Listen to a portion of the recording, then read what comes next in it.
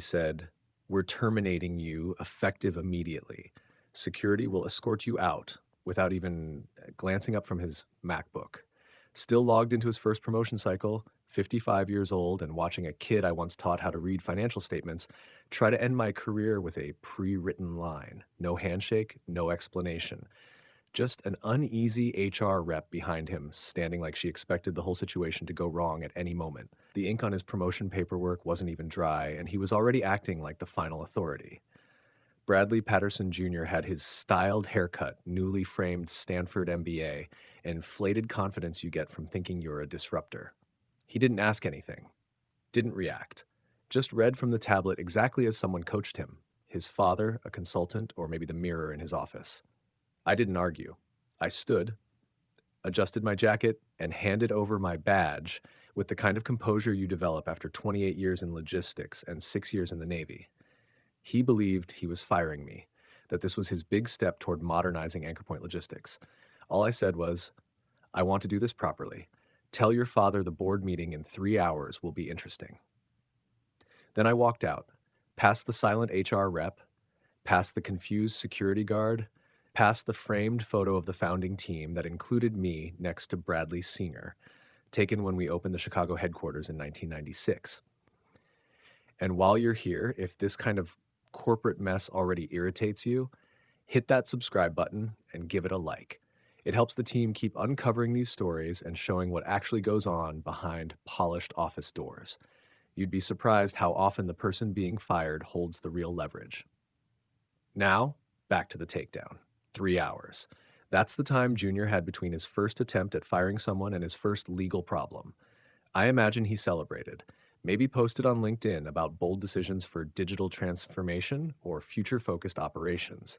He probably had hashtags ready: leadership, innovation, next gen, whatever his brand advisor told him to use. Meanwhile, the board packet had already been sent. Section 12B, labeled Emergency Succession Protocol, sat inside the original shareholder agreement like a hidden safeguard. I wrote it, legal reviewed it, and every investor signed it, assuming it would never be needed. But the question was simple: what happens if leadership acts completely out of line? The answer: if any executive is terminated without a formal board vote and the person initiating the termination has no equity, then all interim authority freezes immediately. The board must meet within 4 hours. Voting power moves directly to the majority shareholder, me.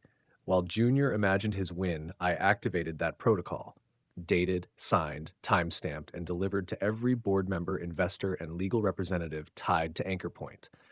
Unlike his memo, mine arrived with certified acknowledgement. He thought I'd accept this quietly. What he never understood was that I didn't build my position to be visible. I built it to be protected from people exactly like him.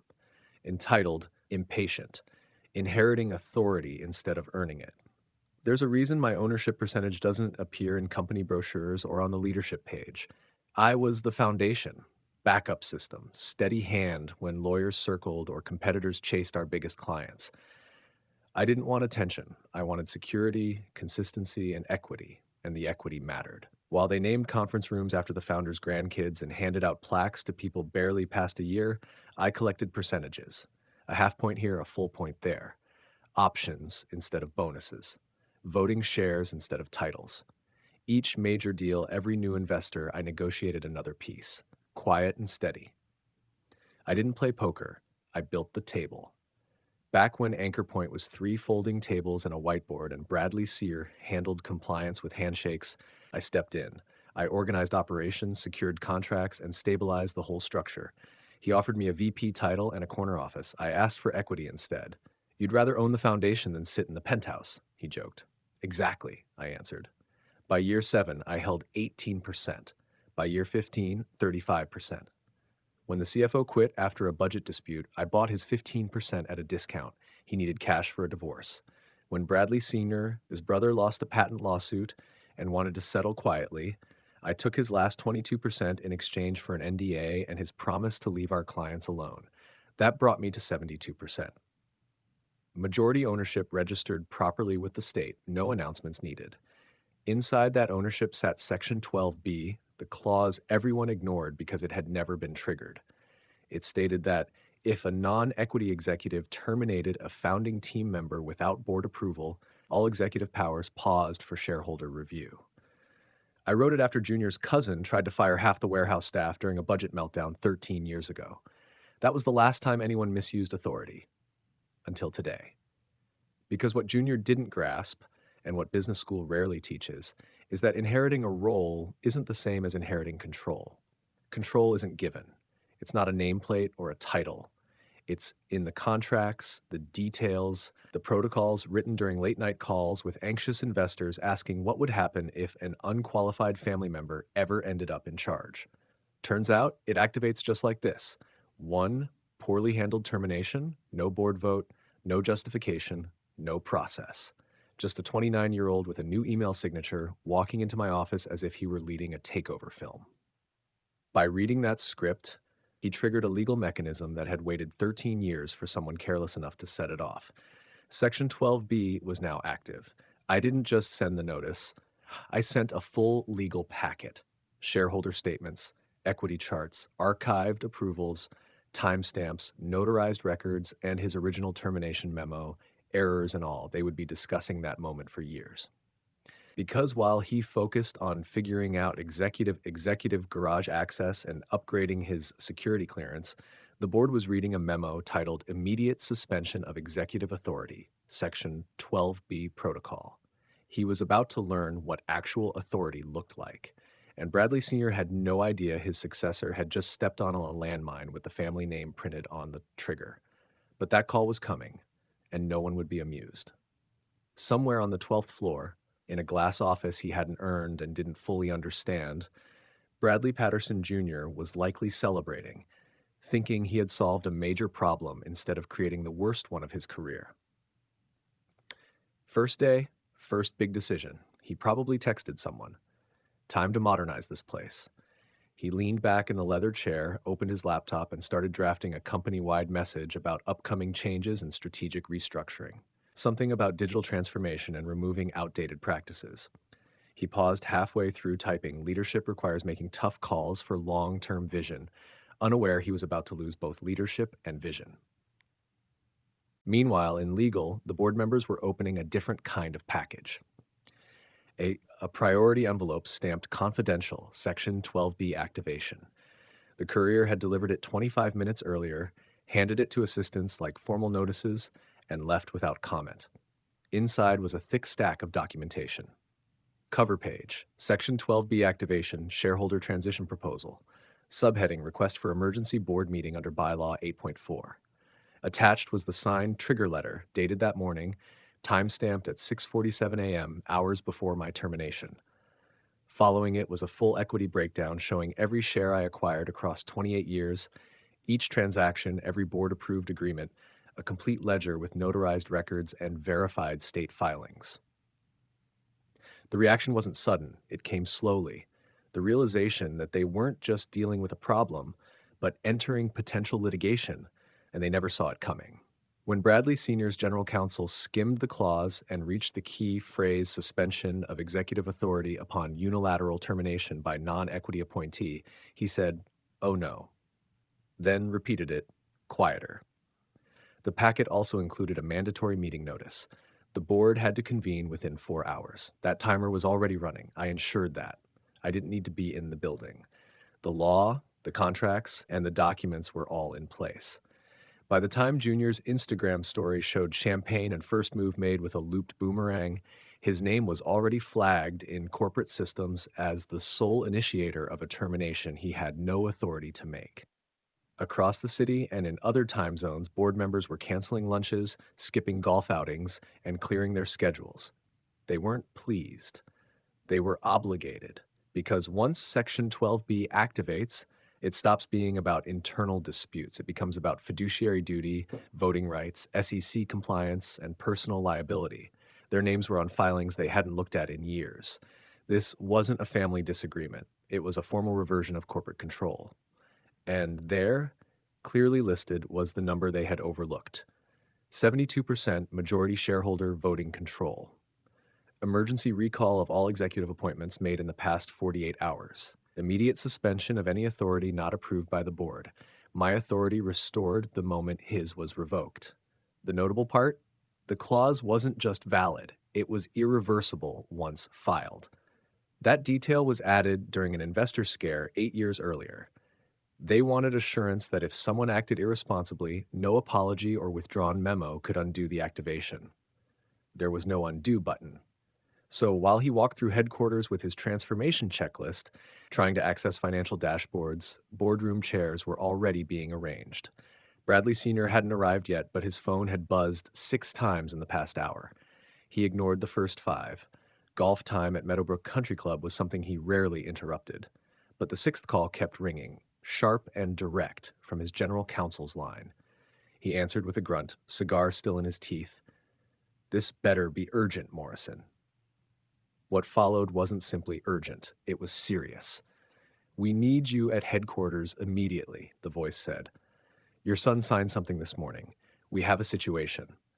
"What kind of situation?" he asked, already walking toward the clubhouse. "The kind that requires legal counsel and a board meeting in 2 hours." Click. He didn't finish the game, didn't say goodbye. He threw his clubs into the cart and drove back to Chicago as quickly as possible, still wearing golf cleats and a polo. When he arrived, legal was waiting. So was the CFO, 2 board members, and a conference room where no one was making small talk.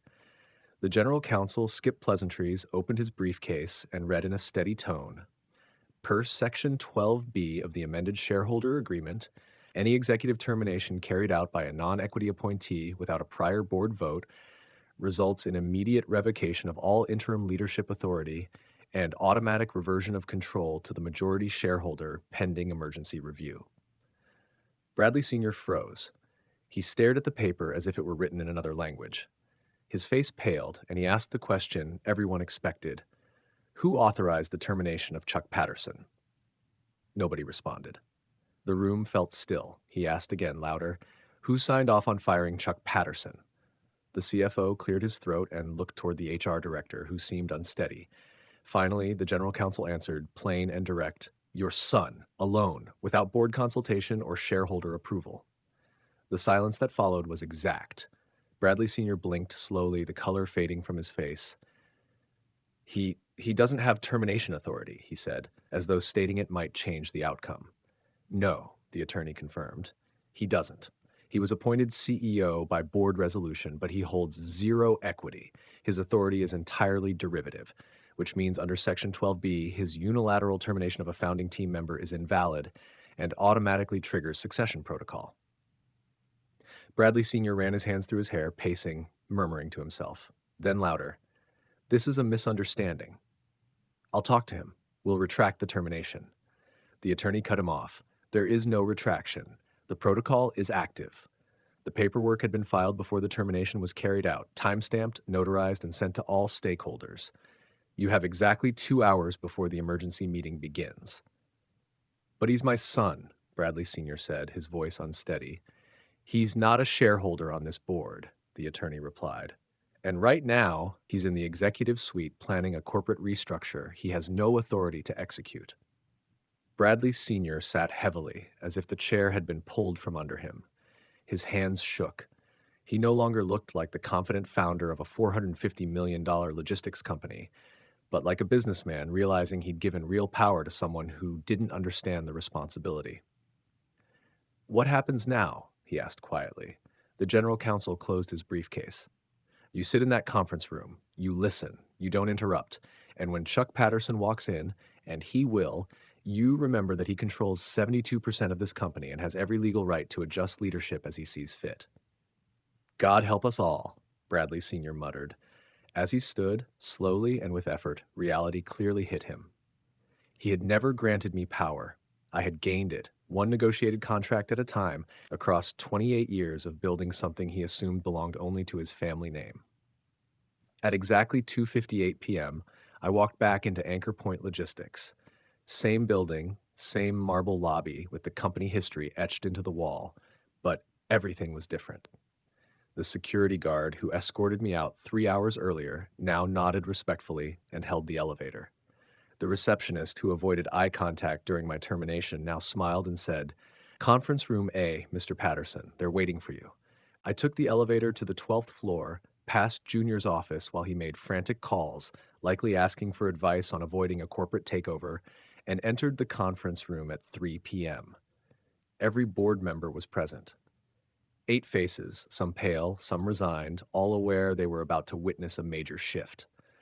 Bradley Sr. sat at the far end, looking like he had aged 10 years in 1 hour. His golf shirt was wrinkled, his hair out of place. The man who built a logistics company from nothing now looked like someone realizing he had handed authority to the wrong person. I didn't sit immediately. I opened my briefcase with steady precision, placed one document on the table, and spoke. As majority shareholder of Anchor Point Logistics, I formally request a binding vote to rescind all executive appointments made within the last 48 hours, pending full shareholder review. The statement settled over the room. No one moved. The board chair, Harold Weinstein, cleared his throat. Motion received and recorded. Emergency session is now in order under Section 12B. I finally sat at my chair, the seat I had earned through 28 years of profitable operations while others focused on reorganizing and branding. The nameplate in front of me read, Charles Patterson, majority shareholder. Someone had prepared it quickly. Junior burst in 5 minutes later, flushed and gripping his phone. What's going on? Why wasn't I told about this meeting? I'm the CEO. I looked at him directly for the first time all day. This young man I'd taught to read P&L statements, who once asked me about freight operations, who called me Uncle Chuck before graduate school. You don't have the authority to call emergency board meetings, I said. You never did. That's when it finally registered. The termination he bragged about, the move he thought defined his leadership, had triggered the one clause capable of removing him entirely. He had fired the majority shareholder of his own company. The color faded from his face. But I'm the CEO, he said, looking to the board for support. Harold responded calmly. Bradley, your appointment was conditional. You hold no equity. Under Section 12B, your unilateral termination of a founding member activated this review. This is absurd, Junior insisted. Chuck, you can't want to tear down everything my father built. I leaned back. Your father didn't build it alone. He built it with partners. I'm one of them, and partners aren't dismissed by junior employees. The vote began. Harold asked for all in favor of rescinding Bradley Patterson Jr.'s appointment. Hands rose around the table, the CFO, operations head, investor representative. Finally, after a long pause, even Bradley Sr. raised his hand. 8-0. Unanimous. Junior stared, stunned. Dad? I'm sorry, son, Bradley Sr. said, but this is bigger than family. This is about the company surviving. The motion passes, Harold announced. Bradley Patterson Jr. is removed as CEO, effective immediately. Junior stood another 30 seconds, hoping someone would intervene. No one did. He turned to leave, then looked back. This isn't over, he said. Yes, it is, I replied. And it was. By 4:30 p.m., I was back in my office, my original office of 15 years, the one I left when they cleared space for Junior's innovation lab and games table. My nameplate was already on the door, Charles Patterson, chairman and CEO.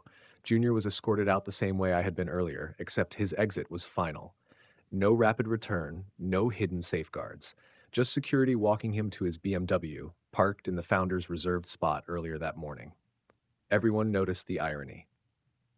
Bradley Cedar remained president, now reporting to me instead of the other way around. He understood the structure. I had protected his company from his son's inexperience, and he knew it. During our private conversation, he even thanked me. I let family cloud my judgment, he said. Junior wasn't ready. Maybe he never would be. The next morning, there was no dramatic announcement, no sweeping memo, no speech, just business as usual, except leadership was in the hands of someone with 28 years of experience instead of 28 days of academic theory. Sometimes power isn't loud. It's steady, strategic, and impossible to remove. Sometimes the person underestimated is the one who built the foundation everyone else stands on. And sometimes when entitlement meets proven authority, the result is settled quietly, legally, and permanently. Subscribe for more stories about what actually happens when corporate nepotism collides with corporate reality. You might be surprised how often scenes like this unfold in boardrooms across the country.